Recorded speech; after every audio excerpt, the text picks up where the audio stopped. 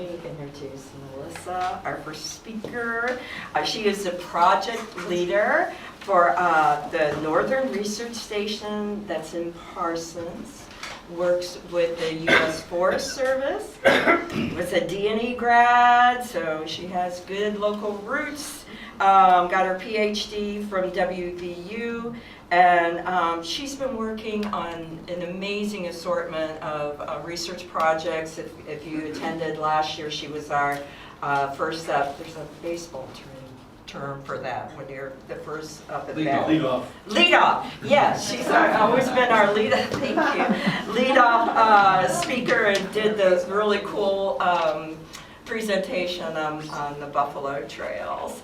So we're very excited to have her here tonight, and enjoy. This moment of being disconnected from social media is brought to you by the Tree Board and the Kump. So enjoy.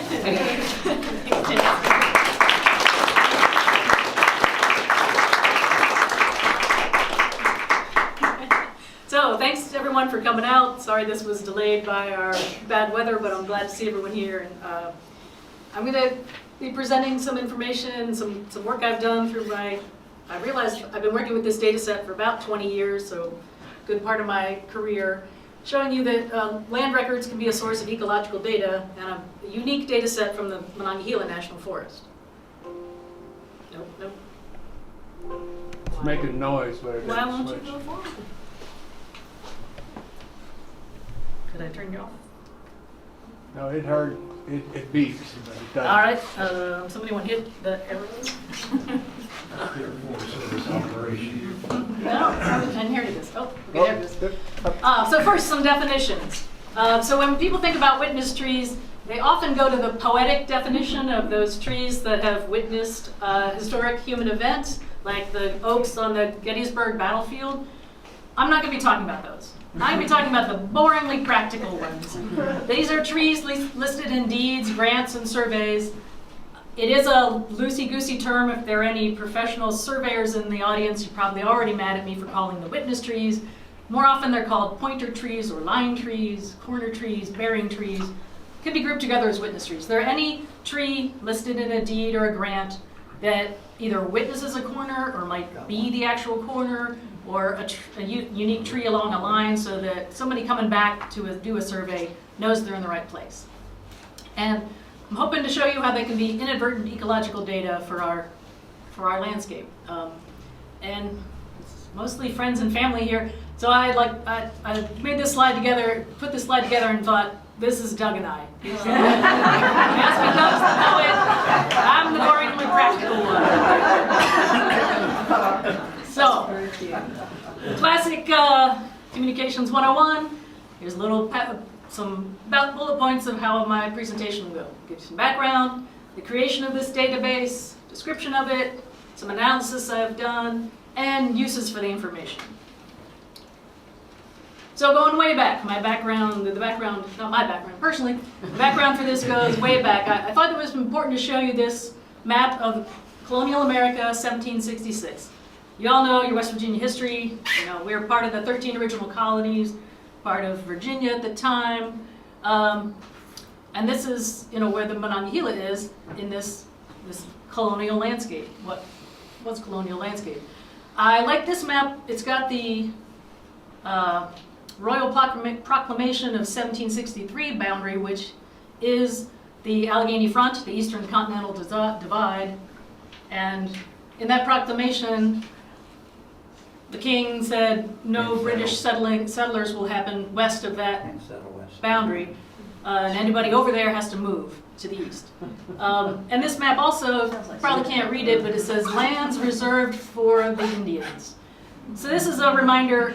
I'm an ecologist and a forester. I'm not my knowledge of American history is weak at best, but I do want to acknowledge that these lands weren't empty when the European colonists got here. There were people here that loved these lands as much as we do. Broken trees and diseases and wars and all that. So my talk will be about this European settlement, but I didn't want to ignore and brush over too badly that part of our American history. So this Royal Proclamation, though, it became a bone of contention between us, the new colony, the colonies, and King George. And also this map has, part of New Mexico. This is Louisiana Purchase. So it also illustrates the settlement patterns that we've inherited with our federal lands and our private lands, of course. But so for the eastern, seaboard, lands were in private ownership first, versus the west of the Mississippi. Those were federal lands, and then sold or granted to private landowners. That becomes more important a little later. I have some other treaties there that kind of went down some rabbit holes. But now jumping ahead a little bit more, so our eastern, the original colonies aren't colored in this map because we had this land survey method called meets and bounds, where we brought over our land surveying tactics from the old country, irregular shapes. If you've read any deeds for this part of the world, it's not a grid. It's not a nice, neat grid out west like they have their township and range. So that's what the colors are, these different public land surveys. So as that settlement pattern happened, where we went from colonies to being a new country, federal ownership of these big, giant blocks of land, we needed something better than our irregular polygons that say, starting at the spring where Robert shot the bear at a white oak, goes south for 13 poles. So these are more rabbit holes you can get down to if you're interested in surveying and land management. But this does shape, a lot of what we see still today, these differences in the way our land is divided up. So the one thing to note here, so in my career, started out as a forester, kind of became more of an ecologist, but applying ecological, forestry is an applied ecology science, and things like trying to decide what was here before you.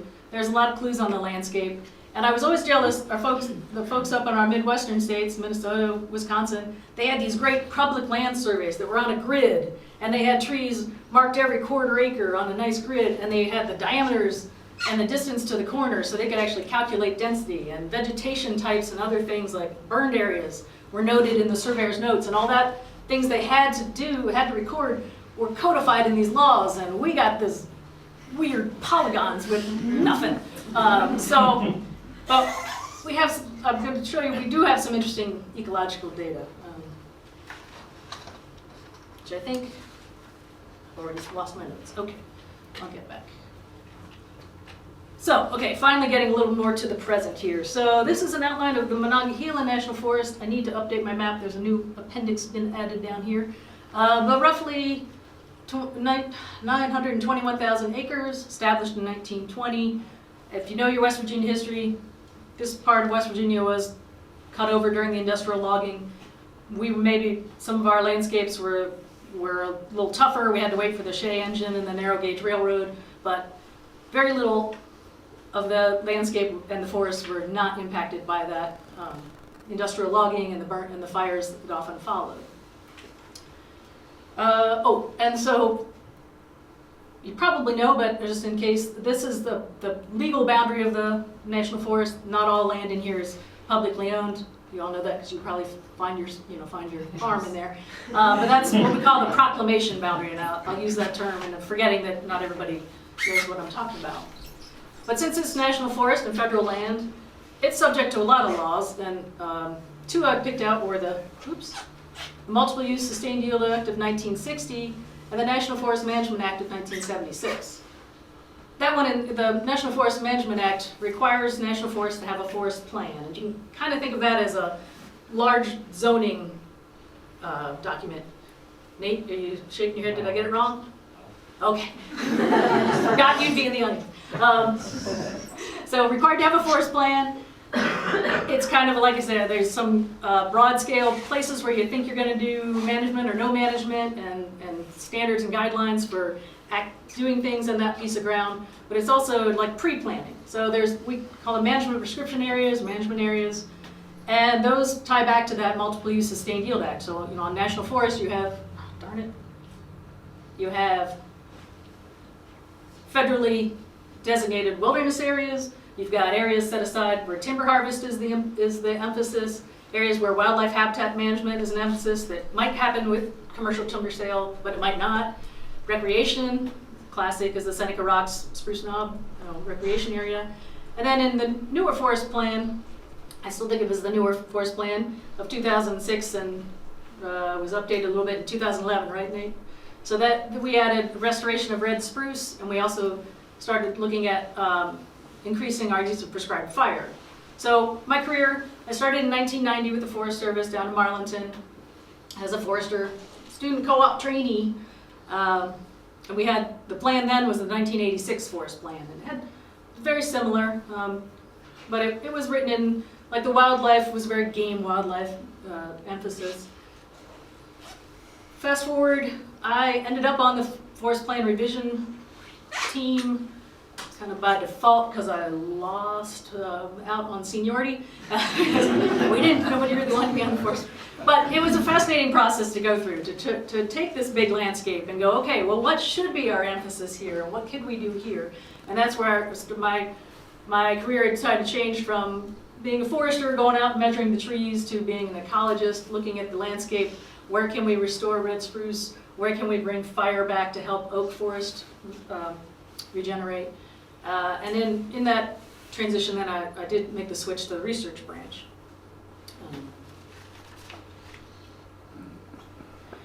Okay, so we had that forest plan that we were trying to create in 2006, and some challenges in the Eastern National Forest. Again, thinking back to our how the settlement patterns east to west on our new country of the United States.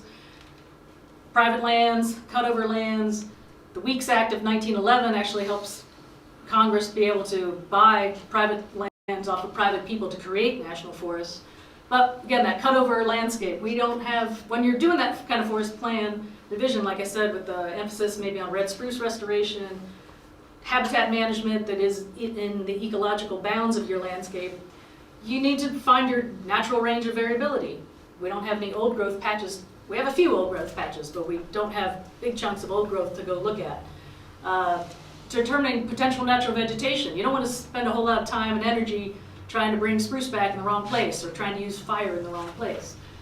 I jumped ahead of myself. Okay, and then so there are some proxies. There are historical accounts, but you know, if you're somebody trying to make money off of selling people land, are you going to really tell them how steep it is and how crappy the timber is? I mean, not. So we have old maps, some old maps.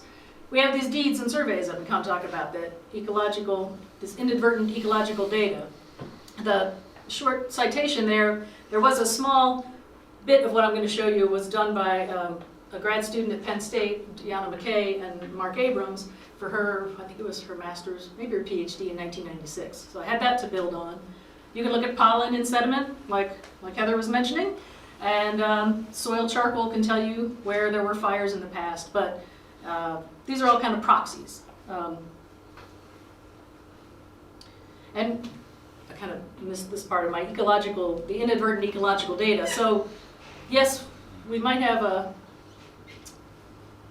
okay, I'll skip that. So creating the database. So I'm working on the forest plan revision with the team. We're trying to figure out these ideas of, what is our range of conditions, what's our desired future conditions. And my buddy Rob Wetzel, I think he was with the archaeological group then, had seen these old maps in the basement and didn't want them to get thrown away, as happens at the supervisor's office every now and then. And if you know Rob, he's a pack rat. He's good at saving things. So I remember him showing me this metal cabinet with these old maps that were the land grants for the Monongahela National Forest, and like, okay, this is something cool. This can help us see into the past. So in the 1930s, they sent folks to the courthouses to find the first deeds of land that was in that proclamation boundary, that shape of the Monongahela. The first deeded record of a deed of transfer for what was in the proclamation boundary. They had people type those deeds up.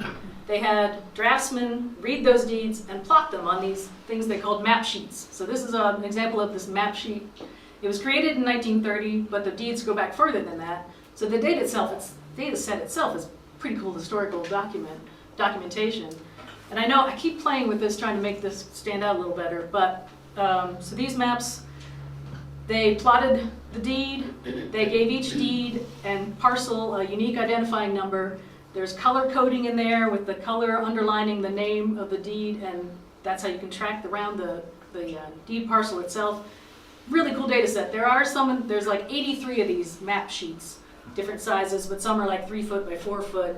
It's like this oilcloth paper. It's geo-referenced for the time. These are Latin long, so you can scan these in and tie that to the earth now, and that's what we did to create this data set.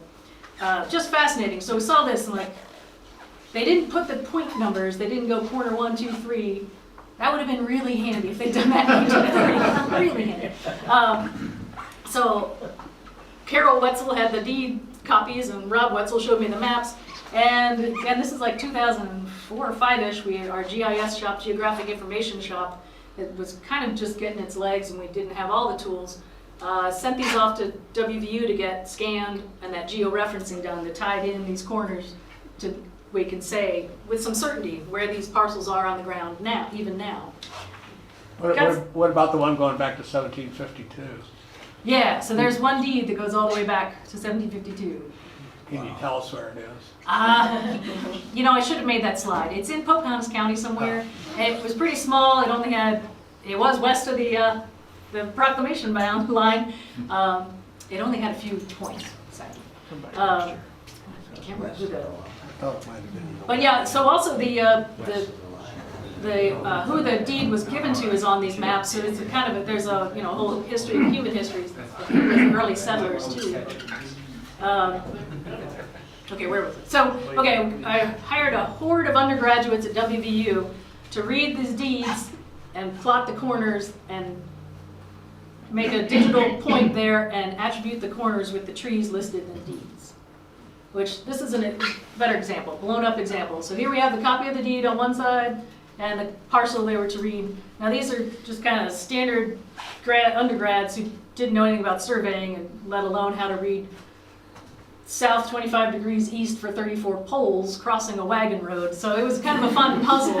I've kept this example. This is 95 acres in, I think it is in Pocahontas County, right? Well, Grant County, Pocahontas County. The survey was in 1842, but the deed is from 1843, 95 acres. I think this was one I just kind of pulled out and like, okay, let's see if I can do this. How do I plot this out? Because again, no numbers. Would have been good if they put the numbers there. But you can find that even if you don't know how long a pole is. Anyone know how long a pole is in surveying? 16 and a half feet. 16 and a half feet, yep. Even if you don't know that, you can go, well, 156, whatevers. That's my longest side. So yeah, gee, there's my longest side. So that must be between points 2 and 3. So here I have, the points numbered and the species listed in that deed plotted. So these exist as points with that attribute. And voila, we know in 1843 there was a white oak and a scarlet oak up on that piece, that little point there. And again, calling these inadvertent ecological data. Yeah, that's one point in time. Yep, there's a white oak and a scarlet oak in 1843. But if you make some assumptions about, well, okay, surveyors want these trees to live long enough so that if somebody resurveys, that tree's going to be there. So, they're going to be established, probably trees in the, up in the canopy of some size and some age. So that represents the culmination of the environmental conditions, the disturbance regimes for that white oak and scarlet oak to exist on that spot in that point in time. So it does tell the story of the past. I can't tell you, is it 100 years or 200 years, but it is that culmination. They didn't just magically appear there in 1842. Melissa, what is Spanish oak? I'm pretty sure Spanish oak is scarlet oak. Yeah, there were some crazy common names. I still don't know. There were spruce pine with a hyphen, and some people say that's hemlock, some people say it's pine. I know there's a deed out there. I read a deed that had spruce, there was a corner witnessed by a spruce, pine, spruce dash pine. I'm like, oh my God. So I kept that one separate. So there are some nutty things in there. And yeah, American chestnut, still on the landscape plan. So, yeah, oh, I said I wasn't going to talk about bison, but here I will. So, I mean, it's like I said, I've been using this example for maybe 15 years to talk about this data set. I don't know, but I finally read it, and there's, I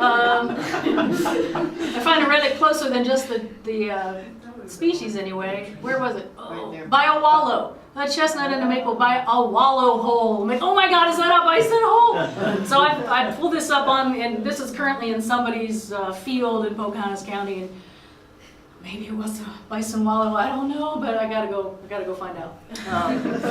Can't believe I've been looking at that and thinking about bison for so long. Could have been an elk wall. Could have been an elk wallow. You're right. So description of the data, just some basics on it. What does it look like? So here we go. Each purple dot is a corner with some trees. Now these are, expanded in GIS. Points don't have any area, I know. They are an X and a Y coordinate. You can see some obvious, problems with why this is inadvertent ecological data. We didn't plan on it. If you know anything about Richwood and the Gully District, most of that was the Cherry Boom and Lumber Company, so there was like 2 giant tracts of land, 30,000 acres with 5 witness trees. So there's some gaps. But the years covered 1752 to 1900. I cut it off then because knowing our history and actually kind of the land grant and trading land kind of seemed to slow down then. About 16,000 corners representing 22,000 trees. About half of the corners only have 1 tree noted. It's kind of a bummer, but whatever. Again, this is found data. This is more information than I've had about the past forest. I was really surprised that 49 species were represented. I mean, I knew white oak would be up there, being a long-lived tree for surveyors to use. Still kind of want to know how many surveyors would have scribed things, because you'd think there'd be a lot of beech. And there were a lot of beech used, but those are easy to scribe. But there are dogwoods, there's hawthorn, plum trees, all kinds of species listed. Maybe only 1 or 2, but 49 in total, which also makes me think these guys knew their species. This is lumping some of those, lins, basswoods, some of those common names together. Oh, the black lines that you may or may not be able to see, but you'll see them on several of these slides. You don't really need to know exactly what those mean, but just think of those as, if you know anything about the Monongahela, it's very diverse. We've got, Petersburg on the dry side of the Allegheny front, low rainfall, true ridge and valley. We've got the high elevations with the spruce, and then we've got the true plateau to the west. So these lines are the ecological subsections for the Monongahela. So if you would ask me, what did the Monongahela used to look like, Melissa? I mean, I can tell you, but it's going to be some weird average of all these things, and we really need to know the ecological subsection we're talking about. I threw this one in just, I don't know. I got a little geeky. This work was in my PhD work, and again, this is a scan of the 1930s maps.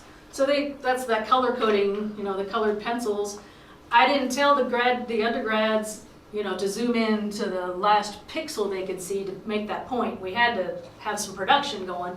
So there was some error in this, you've got the georeferencing, then you've got these scanned images, you've got people putting points down. I did move some, I did do a lot of cleanup. So I just made some measurements, but they're about 70 feet off. If my choice of where the corner really was on these maps, and I didn't really find any bias in landform. Although that was, yeah. It's easier to put witness trees where it's easier to walk, for sure.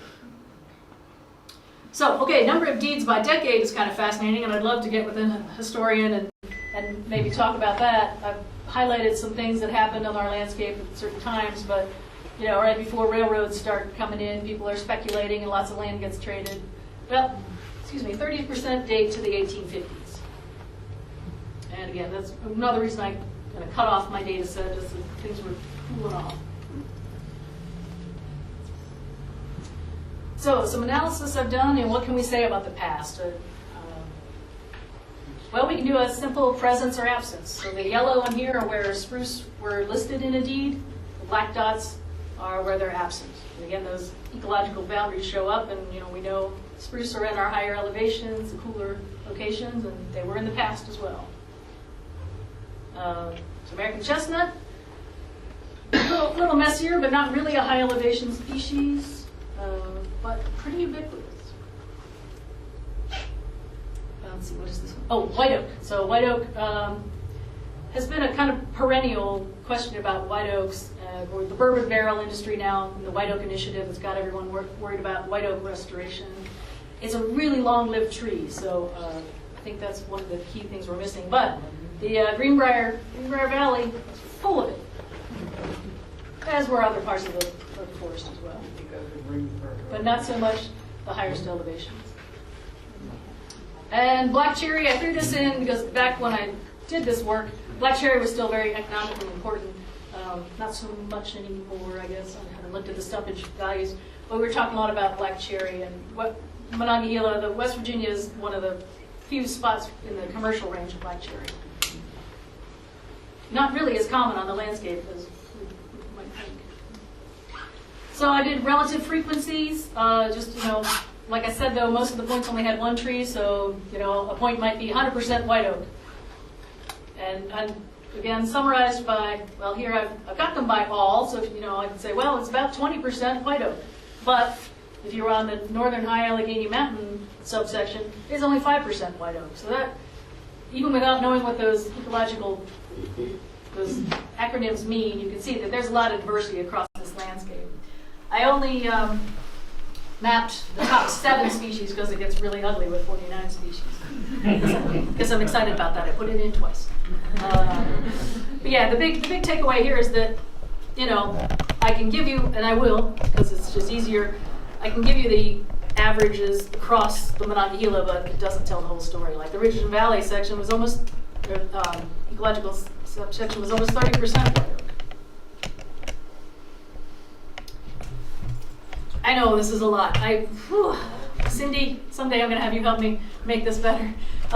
There's this indicator species analysis I did. So it doesn't mean that like a red spruce is only found on the Mandy soil series, but statistically it's more likely to be on the Mandy soil series. And again, this is one of my liar slides because this is all subsections together. So I had as much data, makes the statistics better, but it swallows up those ecological differences.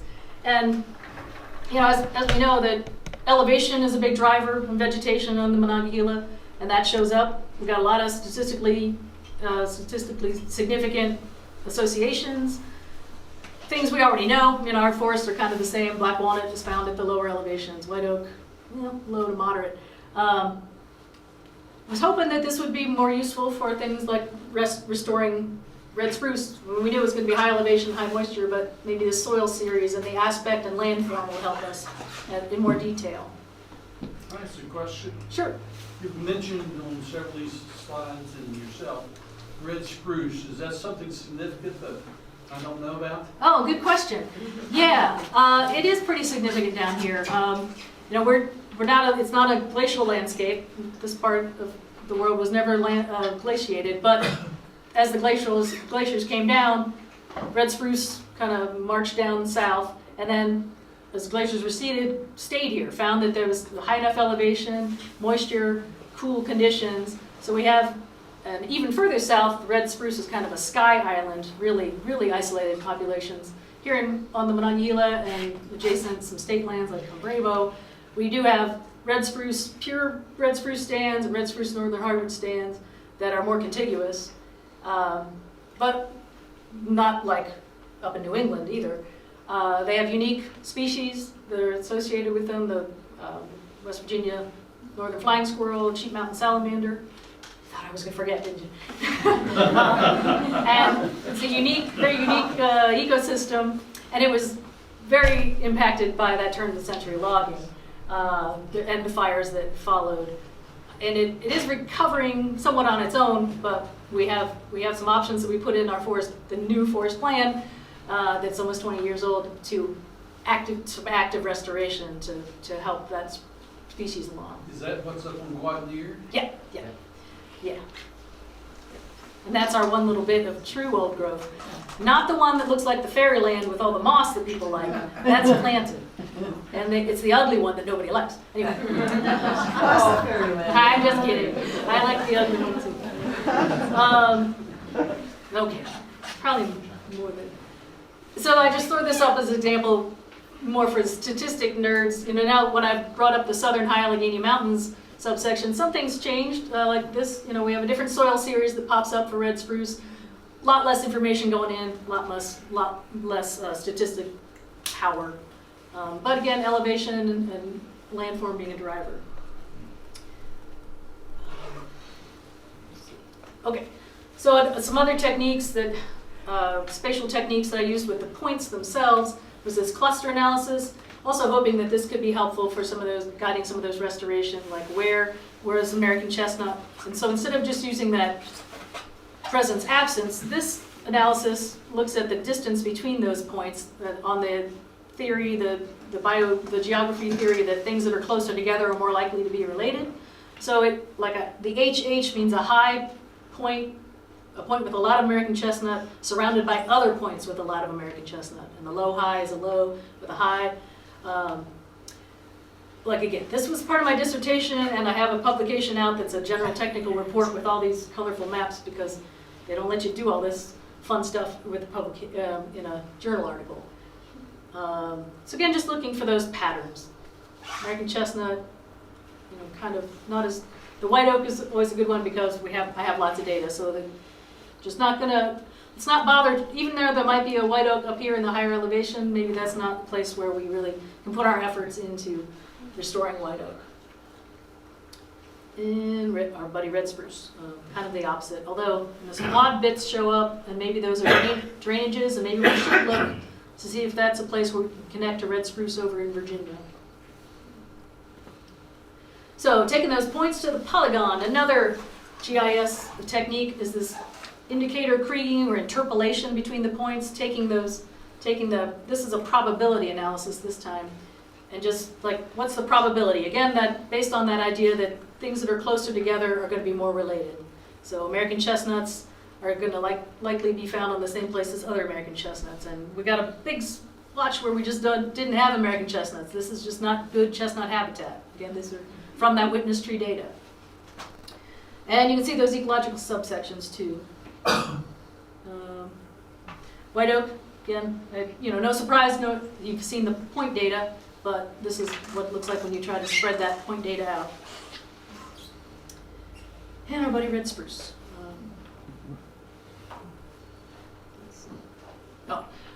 Also, in that, looking at the witness tree data set, I did do some analysis of which trees were found together, and red spruce and birch were often together.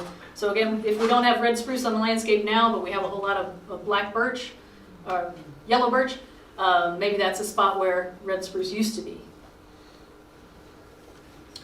And thinking ahead to the oaks needing the fire, this was did this one together to put this one together to see where maybe using prescribed fire would be appropriate on the landscape.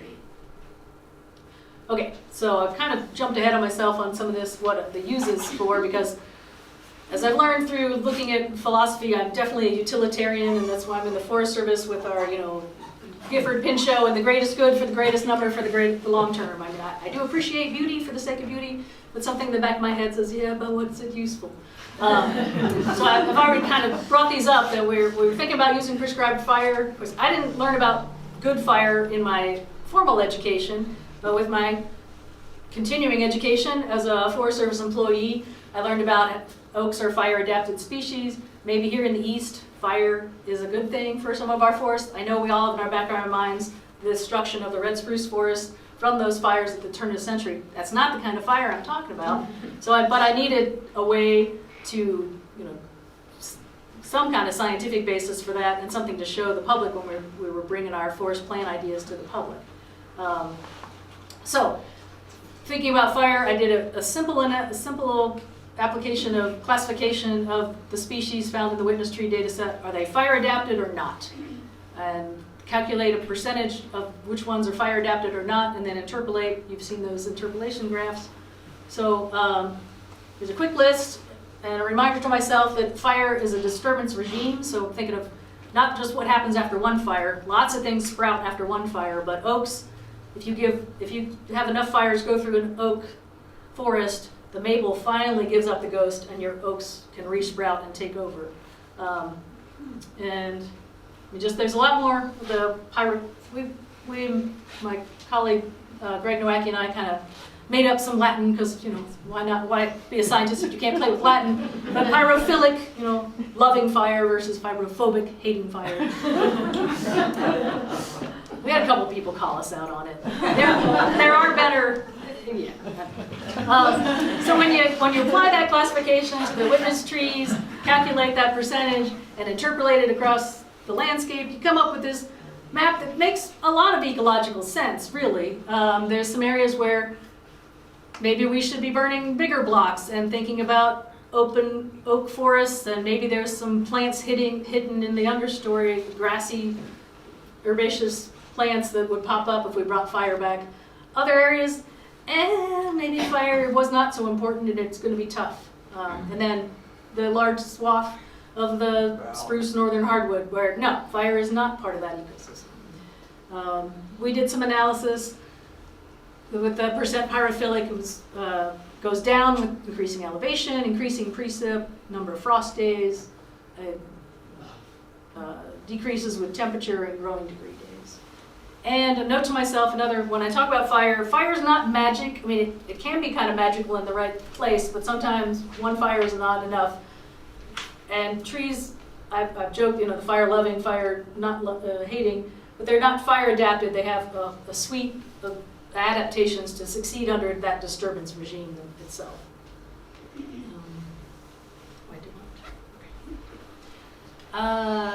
probably don't need that. I converted them to some standard fire regimes for use because we were getting questions like, how many acres do you have in fire regime free? Wow, we don't know. And my colleague Greg Nowacki and I have gotten our hands on any witness tree data we've done, and we've run our analysis this way, and we have this compilation of across eastern region of the Forest Service of those pyrophilic percentages and where prescribed fire might be useful or fire could be brought back. So this one does include the witness trees from those meets and bounds surveys and then getting into the cool grid system of the Midwest. Okay, so we did get it, and it took me a while to figure out how to do this, but how to compare the past to the present. Again, inadvertent ecological data, it wasn't a systematic survey. You saw that big hole over by Richwood. So how would I statistically do some valid comparison? So there's a data set from the Forest Inventory and Analysis. It's our nationwide standard, what's the word I'm looking for? Recount. They're permanent plots. That's permanent plots. So we're going back to the same place, looking at the same trees. Those are big polygons. It's really data intensive, so you don't have a lot of them. So comparing those at the subsection level to my witness trees at the subsection level seemed to be a valid statistical comparison I could make and get published and not get too many nasty reviewer 2 comments. So that's what we did. Randy Morin and I have a publication out with that, and we did it by ecological subsection again. I think maybe I've pounded it in your head enough that you can't talk about the Monongahela as one big blob. And we also did it by by species, by ecological subsection, and also by these functional groupings, by fire adaptation, shade tolerance, moisture demand, and nutrient demand, just to see if what else has changed in our forest. So have these kind of mirror graphs with the blue or the left being the past compared to the present, and the percentage relative frequency at the bottom. So my past relative frequency is based on those witness trees, those points you saw, and the present is that FIA data. And we had to make some assumptions. FIA data, I think, goes down to 1 inch in diameter. I don't know the diameter of my witness trees, so we did some, we had to do make some assumptions. And let's see. So this is my liar slide of the whole Monongahela. There is no average family of 2.5 children. There's no average Monongahela, but it makes it easier to display. So no surprise, we've lost a lot of white oak. Sugar maple about the same. American chestnut, we knew that one was coming. Northern red oak seemed to be a winner from the turn of the century logging, which kind of makes sense knowing its ecology. Of the oaks, it's kind of rapid growth and kind of intermediate in its shade tolerance, so we can take advantage of those conditions, whereas white oak takes a long time to get to a place where it's flowering. Red oaks flower faster. We expected black cherry to be a winner because it likes disturbance, and there it is, shows up. Black locust likes the disturbance, a little more black locust than before. Kind of surprised on black gum. And where's my red spruce? So red spruce was the weird outlier. We have more in the present than the past. If you look at the Monongahela as a whole, I think that might be because of our assumptions. There's a lot of small spruce. It is kind of recovering by itself after the turn of the century logging. So I think, and there aren't a whole lot of FIA plots in the spruce zone.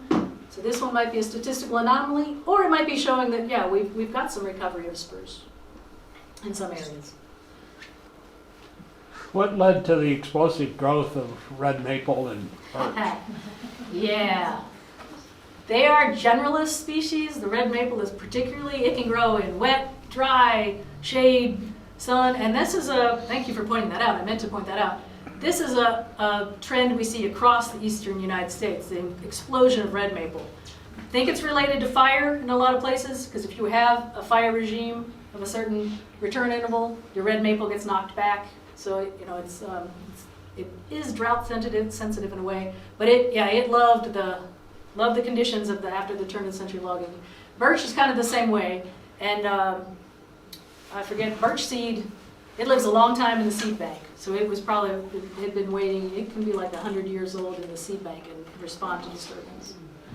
Both of them respond, well, a lot of things respond to the nitrogen flush you get after large clear cuts and decaying wood, but I think birch especially. So here's, my non-lying slide of the northern high Allegheny Mountains. So where's red spruce on this one? Still showing that we have more red spruce than now in the past. I'm really beginning to think that the past witness trees were tallied as large trees, and the FIA data is going down. We kind of picked the wrong diameter. Should have said like 12 inches above instead of, I think we said maybe 5 inches above.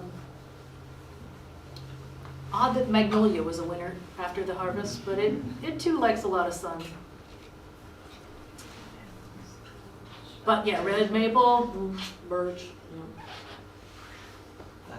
Okay, Ridge and Valley, just as a contrast to the drier. But again, we see the loss of the white oak. That was the one that was almost 30% white oak. Now it's, what do we have? Just barely 5%.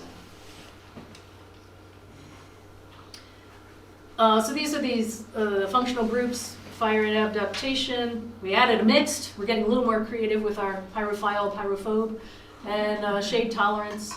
Again, this is more just kind of that each species are important as well, but sometimes that the function of a white oak might be taken over by an abundance of northern red oak in some ways. And that's probably a bad example because white oaks are really important. Okay, I love this one. It probably doesn't make a whole lot of sense, but this is there's this really cool analysis you can do of non-metric multidimensional scaling. Oh, doesn't that sound fun?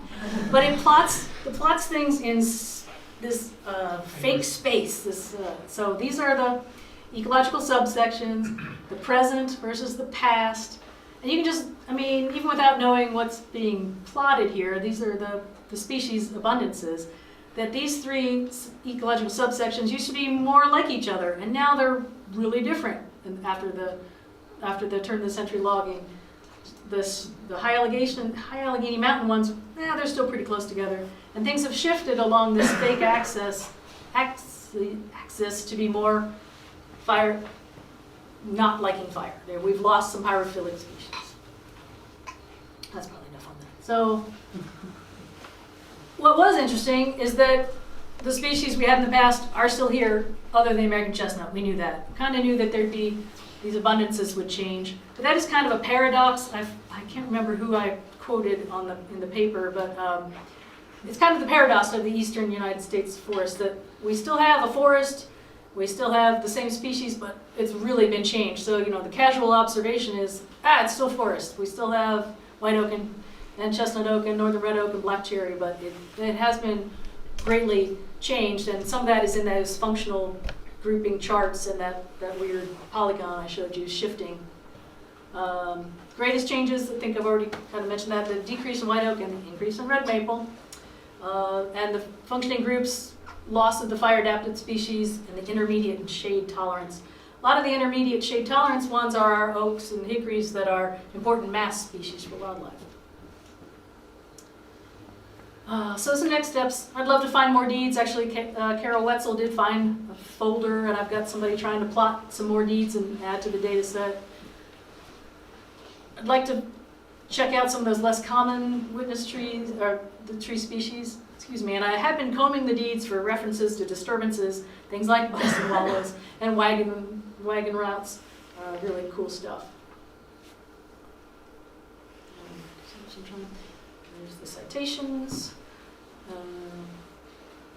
Okay, I'll take any questions. I think my next one is, yep.